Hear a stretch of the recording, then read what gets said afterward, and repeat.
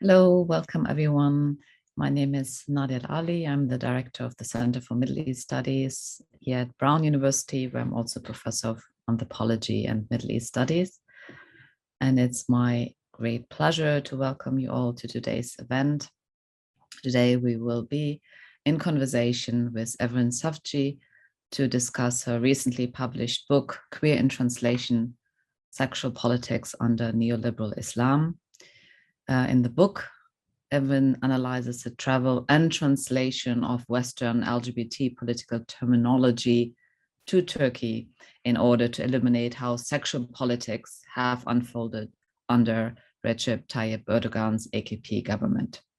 And I'm very happy to co-host today's event with my colleague here at Brown, Banu Özkazançpan. Banu is professor of practice at the School of Engineering. She is also currently co-editor-in-chief of the journal Gender, Work and Organization. And the journal is actually part of co-hosting today's event. Hello, Banu. Nadia, hi. It's so nice to be here and welcome to everyone. I wanted to take a moment and introduce our wonderful guest speaker today, Evren Savcı. I'm going to read her bio for everyone to learn about her work. So Evren Savcı is an assistant professor of the Women's Gender and Sexuality Studies program at Yale University. Her first book, the one we'll be discussing here today, Queer in Translation, Sexual Politics under Neoliberal Islam, analyzes sexual politics under contemporary Turkey's AKP regime with an eye to the travel and translation of sexual political vocabulary. Her second book project, tentatively entitled Failures of Modernization, Polygamy, Islamic Matrimony, and Cousin Marriages in the Turkic Republic, turns to sexual practices that were deemed uncivilized and either heavily discouraged or outlawed by the Turkish Republic. Evren's work on the intersections of language, knowledge, sexual politics, neoliberalism, and religion has appeared in the Journal of Marriage and the Family, Ethnography, Sexualities, Political Power and Social Theory, Theory and Event, Journal of Feminist Studies and Religion, GLQ, a Journal of Lesbian, Gay, and Studies, and several edited collections. So she is well published, and we are very excited to have her speak with us today. Welcome, Evren. So I'm going to start with the first question, but I should say, so for the audience, you're welcome to leave your questions or comments in the Q&A function, and we should have some time towards, the last 20 minutes, half an hour for questions. So please go ahead. So Evren, when I was reading your book, I was sort of thinking how many of us are shocked by the extreme shifts we have seen unfold in Turkey. I mean, there was this period of hope.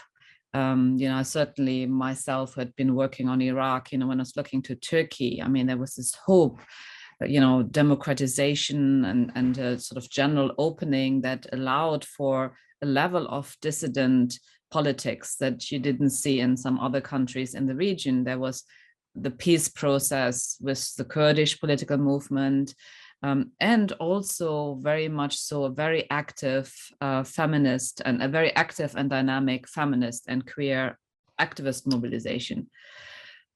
Now, when we look to Turkey today, we see widespread political repression, the crushing of dissent, and sort of extremely conservative politics of gender. And you in your book are arguing that the answers, in terms of this shift, this radical shift, that they lie in what you call the marriage between neoliberalism and Islam. And this is developed by the AKP regime. So could you explain to us what you mean by that, this marriage between neoliberalism and Islam, and how has it contributed to this radical shift? Yes, of course. Thank you so much, Nadia, too. I want to say quickly thank you both to Nadia and Banu for inviting me and for having this conversation with me today, and to Barbara for organizing this. So neoliberal Islam, I want to say also off the bat, is not my term. So some scholars of Turkey had been writing about this, but I do come to it from a queer studies perspective, which I think we'll also have a chance to talk about a little bit. So for me, what's interesting in neoliberalism in general is the moralization of the economy And in the case of neoliberal Islam, how that particular moralization takes an alleged Islamic kind of undertone, let's say. It's not so much of an undertone, let's call it a tone. What I do in terms of sort of like following certain scholars of neoliberalism, but I'm thinking about how neoliberalism and Islam come together, is to suggest that if neoliberal capitalism is a system that produces increasing precarity for larger groups of people, and we're seeing this all over the world, this is not unique to Turkey. And by increasing precarity, I mean the disappearance of the middle class, the rise of surplus existence, the disappearance of welfare and social safety nets, rising dispossession, rising debt, household debt, but student debt, other kinds of debt, and crushing of labor unions. So there's really not that many ways to organize. Though there are some interesting shifts happening now. There's some interesting unionizations too that are responses to this. So if this is happening already, and if the system justifies such inequality via moralizing mechanisms, so production of categories of deserving and undeserving, rise of respectability politics, and emphasis on individualization of responsibility, especially so individual failures, individual successes, it's how the system presents everything, and an emphasis on self-sufficiency and self-entrepreneurialism. So if this is the way in which inequality is justified, I suggest that in the case of Turkey, Islamic morality factors are the key mechanism through which neoliberalism gets domesticated. So through which the government designates between the deserving and the undeserving, between the good moral citizens and the bad immoral elements, conspiring with foreign powers, often right for the government's downfall, and between those who need to be securitized and those who will aid with such securitization. And I find that queer politics ends up being a really interesting site from which to understand these changes and the resistances to it. So as I said, in many ways, I'm interested in the moralization of economic behavior. And one quick thing I'll add to this too is also, in the case of Turkey, I talk about how the Turkish economy itself becomes this kind of almost magical entity that gets directly securitized. So the moralization, as I said, is married with a government-defined form of Islam, and the Turkish economy is presented continuously as under threat, usually by foreign lobbies, but there are internal elements aiding those lobbies. So the Turkish economy is presented as in need of protection and of security measures. And those who are understood to be security threats to the nation and the national economy, which is continuously privatized, so I think it's a bit funny to call it the national economy, are also framed as morally suspect. Like one of the examples I give in the book is how, as the Gezi Park uprisings were unfolding, which consisted of people who were demonstrating against the privatization of a public park and the turning of it into a shopping mall, they were not, they were being securitized and also rendered morally suspect by saying that they were entering a mosque with shoes on and drinking beer inside. So they're not just sort of securitized as terrorists, but also as immoral elements. And we've seen this marriage between the logic of and discourse of terrorism and immorality also very recently in the case of the Boğaziçi University incidents, which some of our audience might be familiar with. Yeah, probably you need to explain that to those who are not, but I was also wondering if you could just sort of follow up and again, to those in the audience who are not so familiar with the way that securitization actually plays out. If you could sort of elaborate a little bit and maybe provide some more examples. Yes, of course. So I think one of the ways in which, in this sense, I find my work to be very much in conversation with Indar Palgrawal's latest book on sort of these private citizens who help with the national security. And what happens, what has been happening, which there are a lot of, even like the other day, one of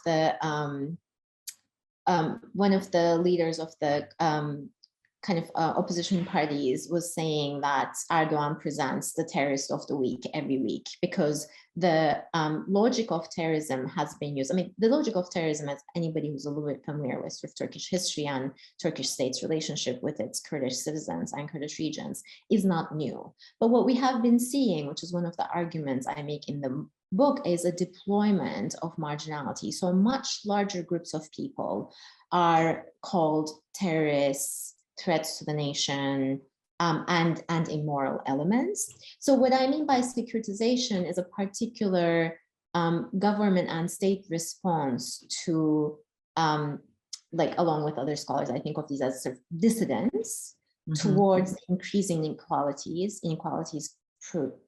presented by neoliberalism.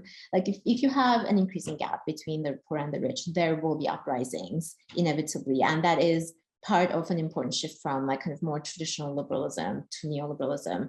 But then how do you respond to those uprisings and to those protests? And we've seen them all over the world with Occupy. Otherwise, there is an increasingly militarized police state in response. So these are the kinds of things that I have in mind. And in Turkey, we have seen a growing number of terrorists, quote unquote, according to government's rhetoric, which now captures such a wide variety of subjects who would never understand themselves as having to do anything with each other politically or otherwise, like from feminists to the Gülenist right wing to journalists who write about the Kurdish freedom movement, etc., etc. So this is sort of what I have in mind.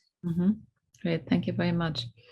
Banu, would you like to follow up with the question? Yeah, Evren, thank you so much. And I think we certainly see the securitization and militarization across the globe, including here in the US, on different scales. In thinking about your book project, it's so fascinating. And, you've discussed the fact that it didn't, really evolve linearly, but more organically. So can you share with us sort of that process of how did you over time, depending on the changing context, kind of write the book in its current form? How did it start and how did it come to take the shape that it is today? Thank you, Banu. So I'll be very honest with my answer to this question, because I think for graduate students, it's good to hear different stories of how projects come into being. So when I first started my research was the summer of 2008, and that kind of corresponds to the time of hope that Nadia was describing at the beginning. And there were no, much of the things that I recount in the book were not happening just yet. So I was interested in queer organizing in LGBT movements in Turkey. I wasn't very satisfied with the accounts that I saw of LGBT organizing in the Middle East. I found it quite reductive and not very ethnographically informed in either way, in any case. So I thought, okay, I'm just gonna go hang out with queer activists and see how they understand their role in, changing the sexual landscape of the country.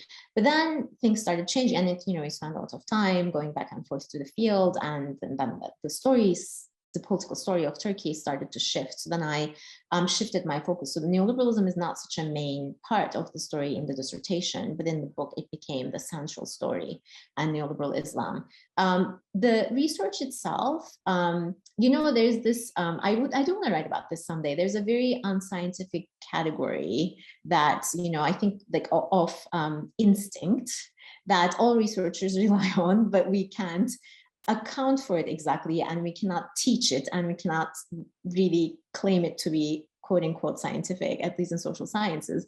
But it is something I think a lot of people rely on. So when I was in the field and I was kind of seeing these disparate spaces of queer existence and queer politics or resistance to politics, I thought, okay, I'm not going to just stick with the activists. I'm just going to go look at these different sites, and I'm going to follow stories that seem to tell me something interesting, something different, and I will see how I can make sense of them over time. So this is why I said I'm just going to be very honest with it, because I know this is not what we recommend to, just go with your instinct and do whatever feels right. This is not how a research is designed and done. So then you have to have a plan, but I think it's good to be flexible with the plan. And in my case, things were shifting and changing so quickly that, I attended a meeting, a queer activist meeting at the very beginning of my research, where to a traveling gender studies class from the US, one of the activists said, as a response to, so the students asked,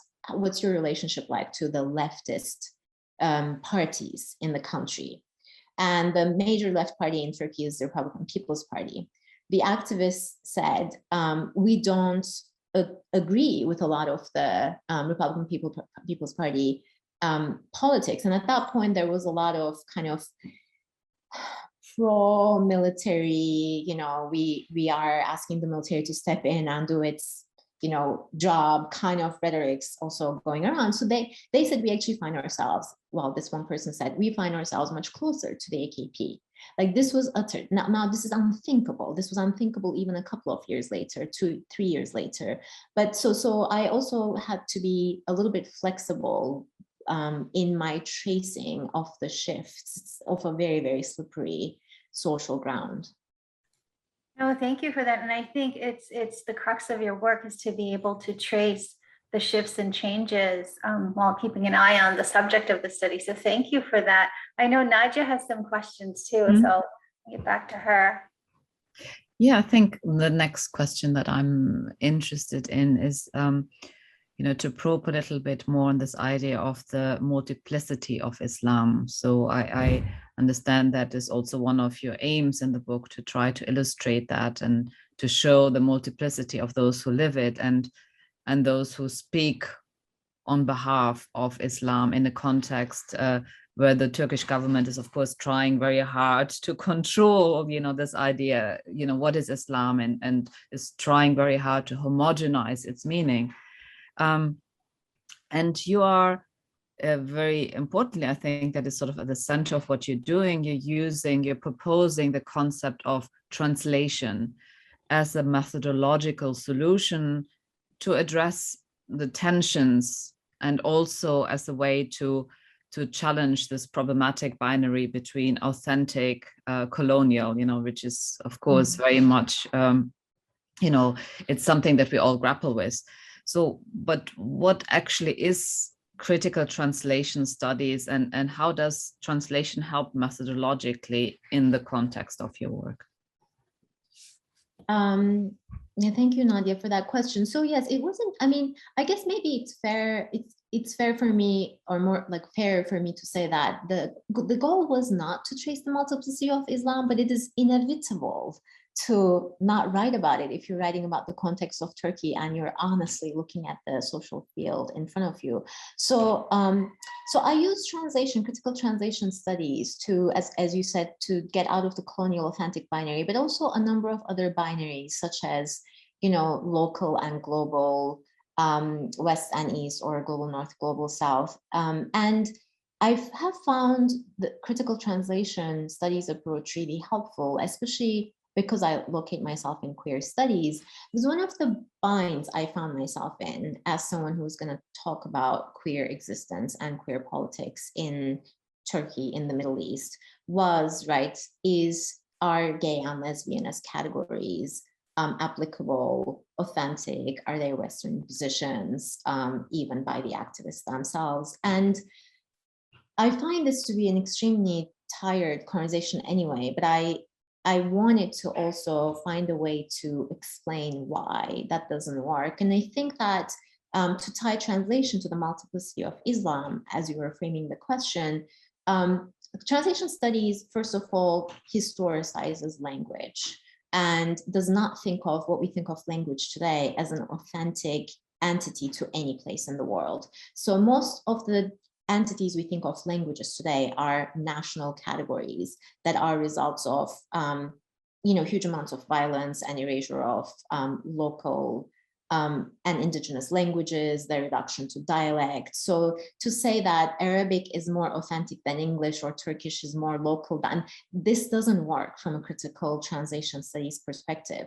So and I do find that the historicization of language as well as other categories to be extremely important.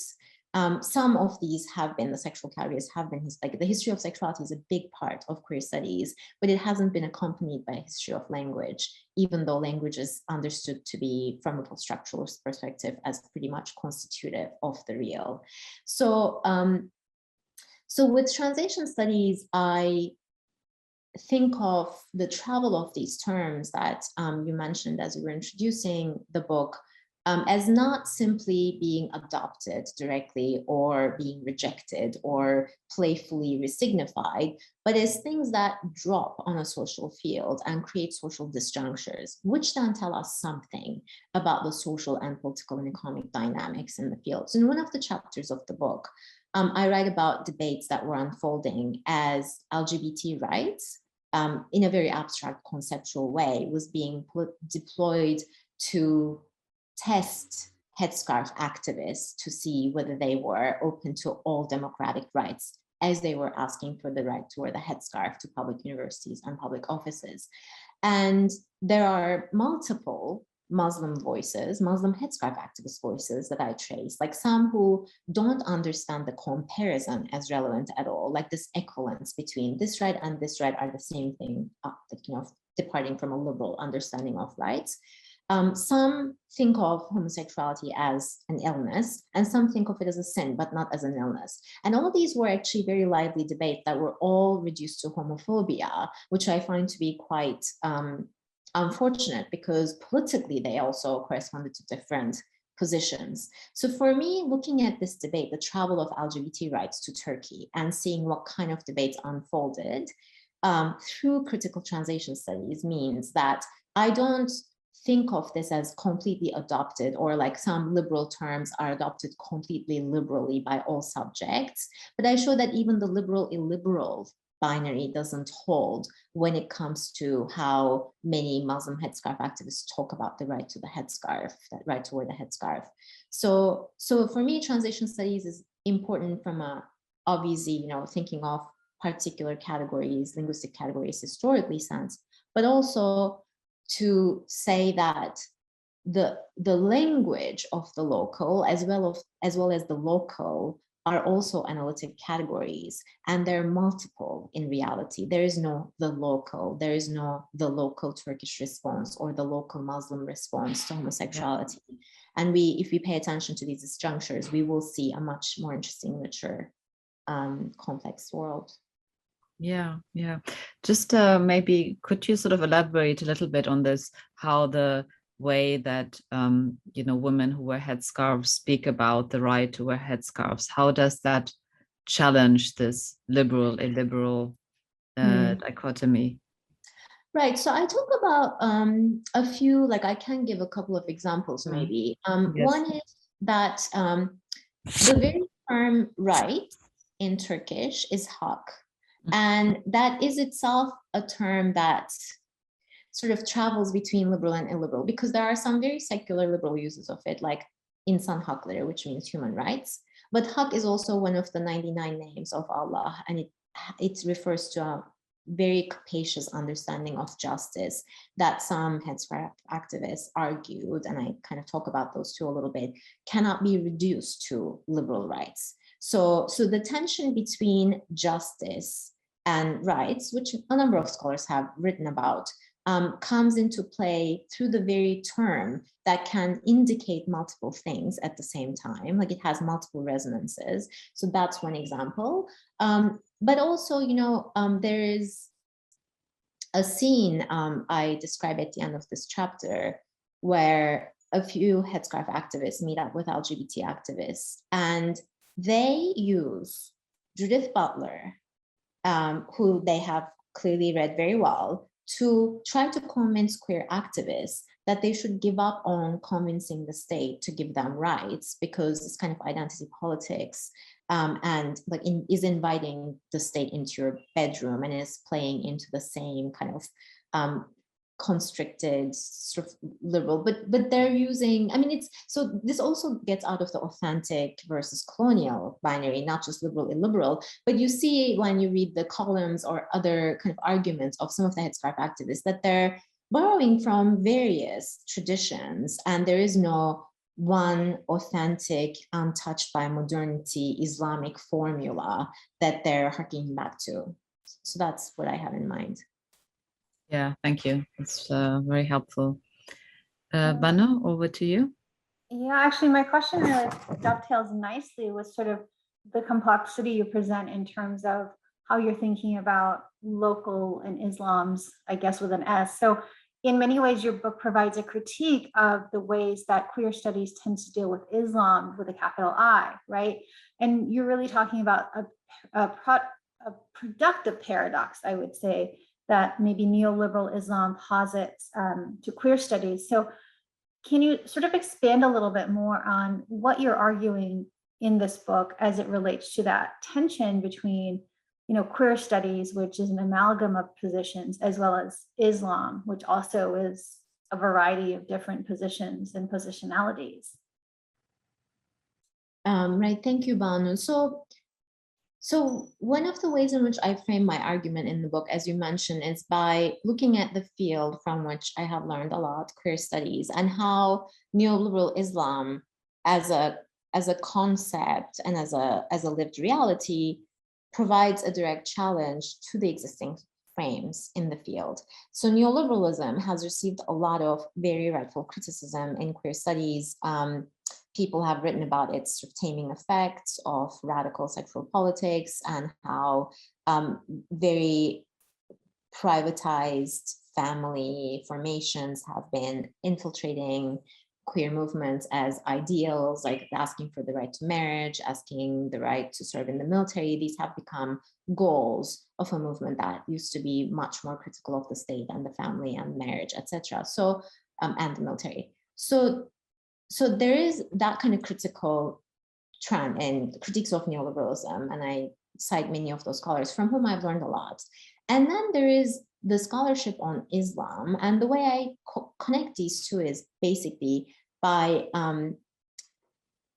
showing how Muslim subjects and Islam in general shows up in this literature or adjacent literature in queer studies when it starts talking about how neoliberal queer life that wants rights and entitlements and marriage and this and that also wants protections from particular forms of homophobia. And then and Islam comes in because usually the prototype or the stereotype of the homophobic Muslim male and homophobic Muslim geographies become then targets, right? Like the locations of that homophobia, which then, just Report, for instance, very beautifully wrote about a homo-nationalist world order that emerges from neoliberalism and its homonormativities, which ranks nations according to their homo-friendliness and homophobia as a sign of civilization. And we find queer subjects, I think it's hard to say that all queers were always against, war until 20, 30 years ago, but we see a much more major shift where people think that going and bombing allegedly homophobic countries is just not only justifiable, but it's good for gays or something like that. So there is that critique, but these frameworks then locate Islam and Muslims as always the victims and never the agents of neoliberalism or perpetrators of neoliberalism, which obviously doesn't work for the case of Turkey. So then I think about why this disjuncture happens in queer studies, which I attribute to queer studies' treatment of cultural difference in general. And then I use neoliberal Islam as a jumping point to say, what are the underlying epistemic assumptions of queer studies about queers elsewhere, queers that are culturally culturally other, and I show how much as gays and lesbians become markers of modernity, especially in the third world, especially third world in quotes, but especially in the Muslim majority geographies, a lot of other markers of modernity fall out of purview. So nobody talks about capitalism. Nobody talks about neoliberalism. The only sort of perpetrators of modernity are gay and lesbian activists, which is unthinkable. If you look at these countries, they're completely, nobody talks about modern armies. Nobody talks about modern taxation systems. Nobody talks about modern governments, parliaments, but people talk about gays and lesbians. So I try to then bring that back into queer studies to say, how can we rethink how we think, how we treat cultural difference so that we can see and from a sort of transnational feminist perspective as well, so that we see the links, we continue seeing the links. We don't fetishize certain locations as almost like places that might save us from Western imperialism and liberalism. There are no such places, but we do take a, I think, more honest look at the world that we inhabit, and then I think we'll be more able to think of also solutions to things we find problematic. Sorry, this was a bit of a long-winded answer. No, it's very complicated, but I really appreciate sort of you saying, you know, the arrival of queer studies into a concept assumes that it was never entangled with it, when I think what you show is that over time in history and geography, those entanglements and relations were always there, but you render them visible for the reader who might maybe assume that, you know, queer studies arrives at a moment, arrives at a location and a time in a potentially objective manner, but it really doesn't. So, you know, really appreciate that. I know that, you know, Nadia has some really great questions too related to some of your own experiences in terms of these issues, in terms of arrivals into contexts. Yeah. When I was reading your book, Evren, I was sort of reflecting on my own thinking and political process in terms of arriving to the US, you know, over a couple of years ago.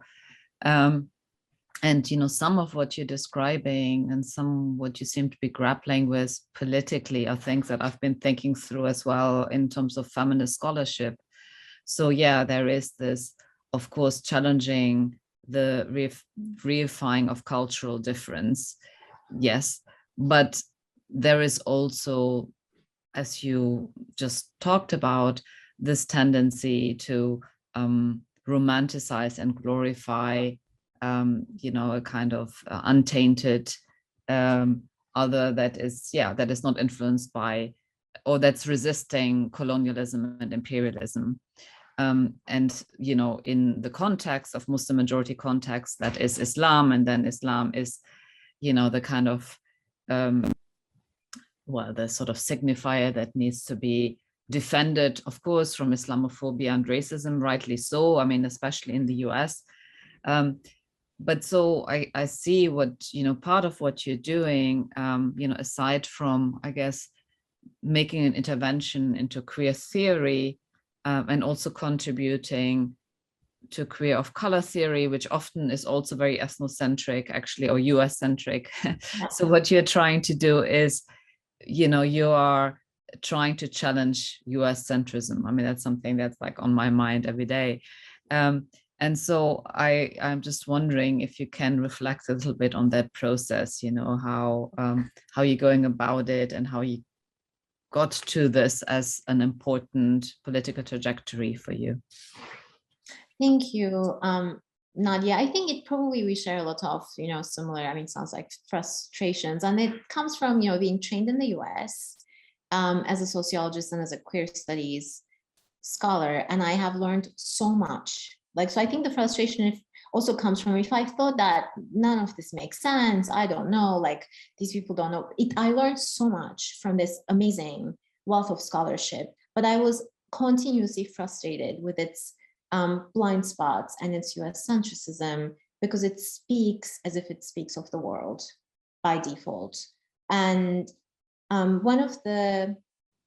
working on a special issue with one of my colleagues from UC Davis, Rana Jalil, and I are doing a special issue for South Atlantic Quarterly. It's not going to come out for a while, but where we're thinking about the concept of queer of color and racial capitalism, and how these two have been quite US-centric as well. I mean, when people say race, they mean race in America. In a lot of the scholarship, we don't contextualize a lot of the terms that we think with. And then whiteness becomes a term that circulates globally as if it signifies like one clearly defined thing, or of color is used quite, and you know, some transnational feminists have written critiques of these over time, but I think that it's a lot more attractive to think of a general and a bit of a generic people of color or queer of color existence, which then will lead to political solidarities, etc., kind of unproblematically. And I understand those desires, and I even have sympathies for that, but I also see the dangers of them. So for me, there is a bit of a dance in the book, because I also speak back to US scholarship. Like, I'm not completely, and I don't think so I guess with decentering, I don't mean let's just erase US from the stories that we're telling, which we can't anyway, but to really kind of not imagine the US as an, like homogenous thing either, which many, people have very extensively written about, but also not create these radical alterities that don't exist as an alternative. But let us think about the complex histories of US military and economic involvement in the world, but let us also think about its many allies in the Middle East and elsewhere in the world who have very much been complicit with a lot of this. Like, it's nice to think of, a single villain who has single-handedly transformed the world into what we inhabit today, but just history doesn't work like that, and the world doesn't work like that. So I think I try to do this both intellectually and in terms of the theories that I employ and that I started to speak back to. I try to also speak to queer studies in Turkey in different ways, but I also try to show that queer studies in Turkey has not found these concepts useful at all and hasn't engaged with them, because they don't, when you talk about Islam and you only mean Muslim minorities in Europe and in the US, it's just not going to work for a lot of the world. Yeah.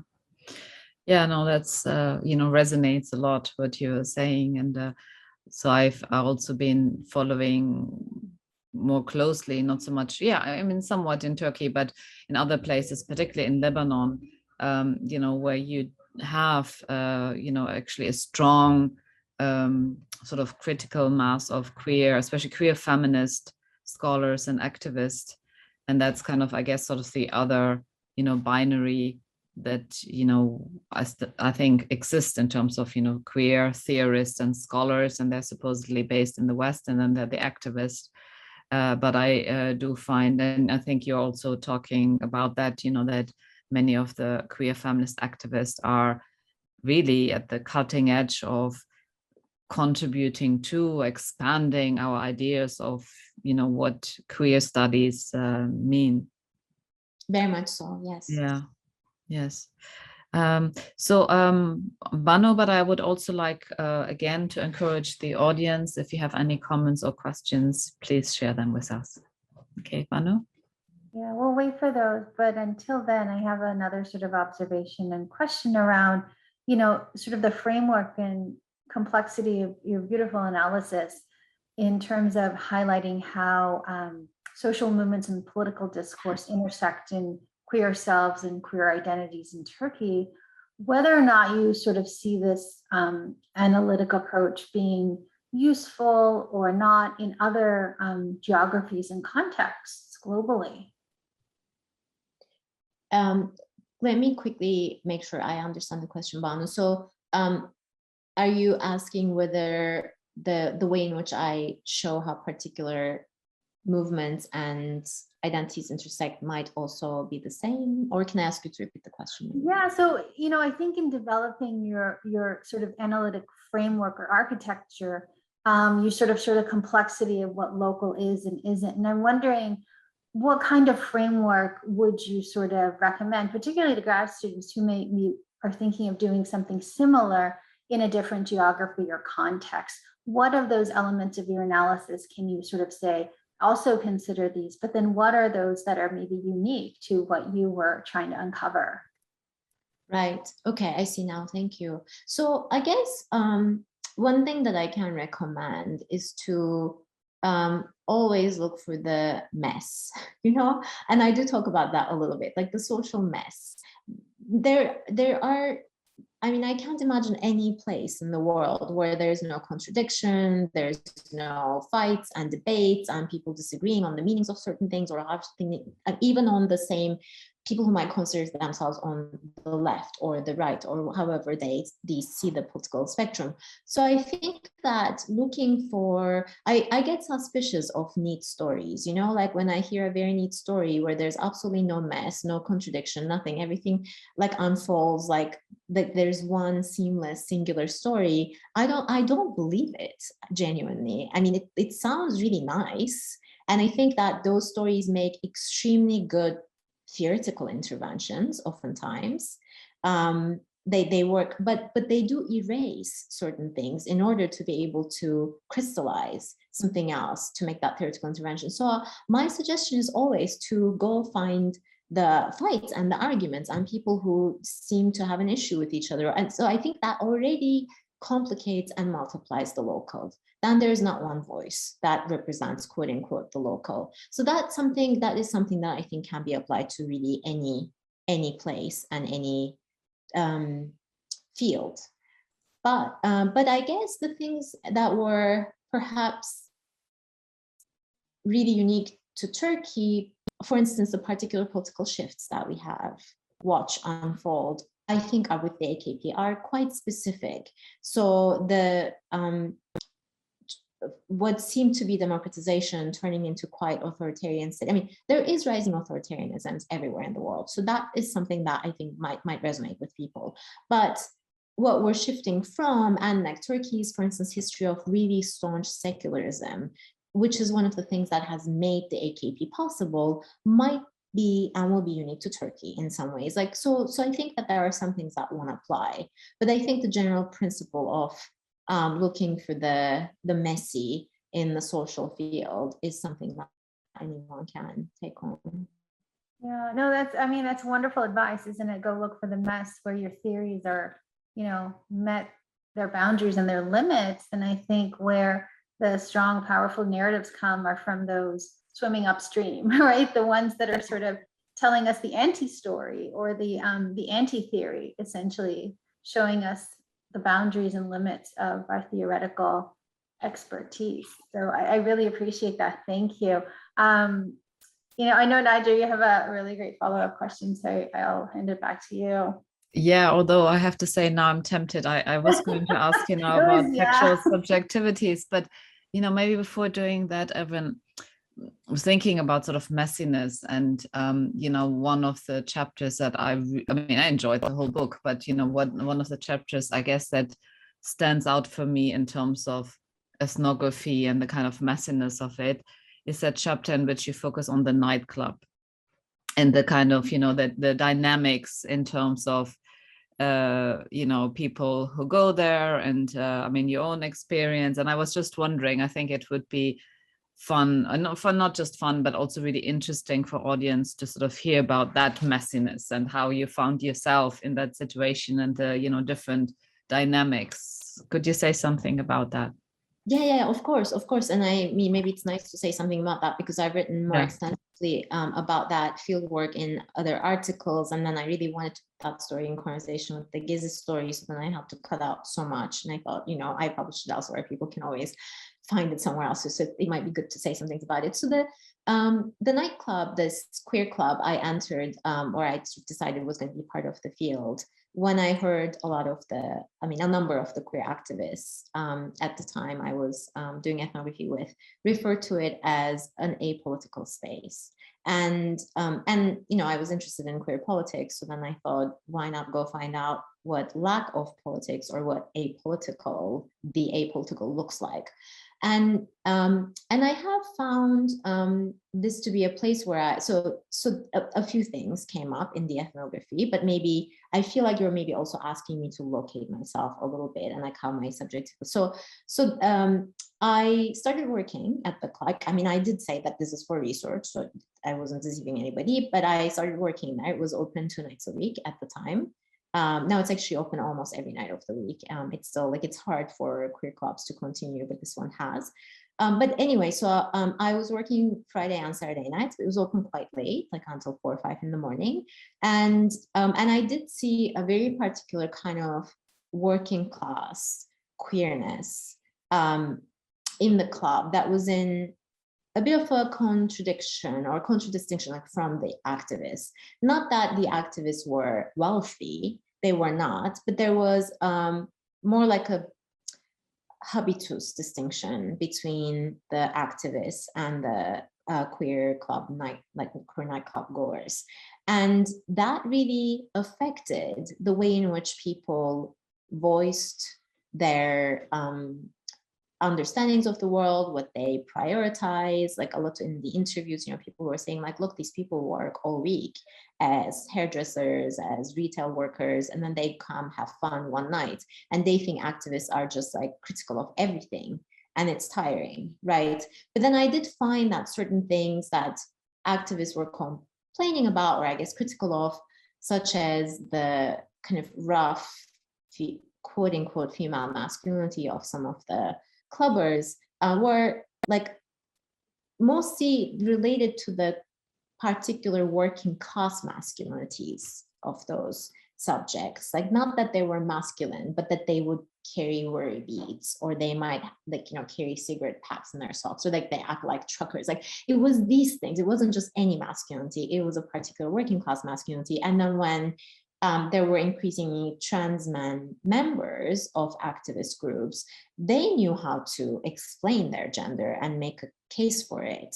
So having the language of basic things in gender and sexuality studies, gender as a social construction, femininity is as constructed as masculinity, or can be as problematic as masculinity. The moment you have the language to respond, and I do recount a moment where I myself ended up responding to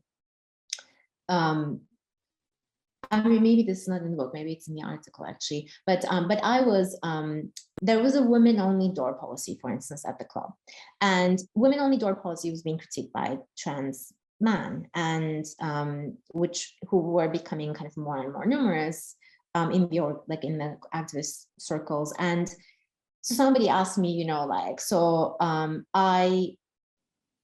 somebody said, I was like, there was a cafe, so like the bar hadn't just opened, and somebody said, my friend, pointing to someone who presented as very much like a cis man, especially given the lack of like access to hormones and things like that at the time, saying like, my friend's a lesbian too, can they also enter the club? And I said, we don't really have rules about it being straight people or lesbians, or it's like trans men and trans women are also welcome at the club. And then they were like, oh really? And I said, yeah, I guess the only people who are not allowed are people who are determined that they're born a man and they're going to die a man. So like that's the only category. But this was a playful way to summarize, right, like cis kind of straight male existence as something that's screened in a queer club. But a lot of people who worked at the club, who owned the club, who went to the club, didn't bother with these things. Like they didn't feel like they needed to explain themselves. Or there were moments where like I found myself having to explain my understanding of my sexuality using some gender studies knowledge, or like insisting on my knowledge of myself, where activists were quite corrective, like if you're a lesbian, you are always a lesbian, you were born a lesbian. And then I had to be like, no, I really wasn't. I don't think, like I was straight and I was not. Like it's just so, and it can be like that. So I think having those moments, I mean, obviously in a respectful way, and in also a way that like without hiding myself and my subjectivity and what I think, I didn't agree on everything with the people I was working with, just because I think that can be a tendency, because you don't want to be disruptive, you want to be respectful. So I'm going on a little bit, but these are the things that come to my mind with your question. No, super interesting. And that actually then really brings me to the kind of more abstract question that I wanted to ask you about sexual subjectivities, because you're actually asking us in a way to move away from discussions of sexual subjectivities. So can you explain that a bit? Yeah, of course. I guess I'll be very curious to see what others will write about this in the future, because I think that I'm blaming something on sexual subjectivity and maybe others will blame it on something else. But here's why I propose that we move away from a focus on sexual subjectivity when we look at the effects of sexual modernity in the world, let's say. Because in the scholarship that I have seen that focuses on queerness, contemporary queerness and queer movements in the Middle East, I have not found ways in which scholars have attempted to or tried to or managed to get out of the colonial authentic binary as long as they focused on the categories of gays and gay, lesbian, or LGBT activism, because of the particular, I think, effect Foucault has had on queer studies, which really centers sexual subjectivity at the heart of modernity as we know it, right? So the transition from sexual acts to sexual subjects, like the kinds of people being such an important marker of modernity. I find that to be a very compelling argument. I like it, I teach it, I am inspired by it, but I refuse to treat gays and lesbians as the only way in which we think of modernity. And that is why I was saying a little earlier, like, that nobody talks about capitalism, nobody talks about other forms of modernity in, let's say, Turkey, in my case, or, you know, the Arab world in the case of Masad's book, for instance. So a lot of other things fall out of focus. And as we were also talking about in the discussion around Islam and how it is kind of made into, reified as a thing that it's not, it is because it's taken out of its political, economic, social context, right? It's not contextualized. So for me, the move away from sexual subjectivity, not tracing gay as a term, lesbian as a term, but tracing sexual orientation or gender identity rather as terms and how those are debated, help me not get into these traps of, are these people authentic? Or then I have to make the argument, yes, they are, but they're also like not the same thing. I just did not want to talk about, the things I want to talk about were quite different. So it was, I think, a bit of a trick to get around that. But it was also because I make the argument in the book, also using Avery Gordon's work, that there is something about subjectivity that doesn't work for me as someone who's interested in the mess of the social. And that is that it really reduces the complexity of people and of personhood into this one dimension. And I find the symbolic importance and discursive analysis really, really, really interesting. Like I do find a lot of the work that was done on this to be really generative and important, but I also see its limits. So I did not want to focus on whether or how much or in what capacity subjects that I'm writing about or the people I'm writing about are gay or lesbian or how they understand themselves. I also, one other thing to mention is that I also want to move away from subjectivity because I am interested in talking about collectives. I am not interested in talking about individuals, especially because of the kind of, I think, political project this book also wants to do, in addition to the intellectual project, that neoliberalism is the individualization of political, economic, and social life. And I'm interested in movements that press against it, and then focusing on the individual sexual or gender identities of these subjects, and a complete injustice, I think, to also their political projects and their political selves. Yeah. You might have frozen. I mean, it looks like now you're back. Yes. Yeah, I have to say, Evren, I really, really appreciate your sort of insistence that, you know, we need to pay attention to political economy. I think that often falls off, and, you know, you have these culturalist explanations that just, you know, they're important, as you say, but they're also, sorry, missing quite a bit, and sometimes really, you know, crucial bits. So yeah, I mean, we're now slowly running out of time, but Banu, maybe one more question. Yeah, and maybe this is a fun question, Evren, to kind of wrap it up. Is you know, is there any particular moment or interaction from your research that really stands out to you in terms of capturing the either complexity, the you know, the difficulty, or sort of the joy of the work that you were doing? Yeah, I think like the first thing that comes to my mind and it's an example I like using. It's an example I already gave, but I can say a little bit more about it, is that meeting between headscarf activists and queer activists. But that story has many layers. It's not just about that meeting. It's also, I mean, I do trace, I think, a kind of a painful history of some of those headscarf activists initially being such vocal proponents of democracy and right. I mean, they're unrecognizable today, right? Their political position, and it's but the surprise bit is like when I tell the story of, you know, like here we have a room full of people where, you know, headscarf activists are telling the queer activists that at least in an Islamic utopian society, their private place would be respected, which would never be respected under a secular state. That the secular state will always survey, always intervene in the mahram of any subject. There will be no room. And quoting Judith Butler at length to convince queer activists, which I think that's a fascinating story and quite unexpected for many audiences. And then I also discussed a little bit more that how, and this kind of gets back to Nadia's liberal illiberal question. I hadn't thought about this example at the time you asked it, but asked about it.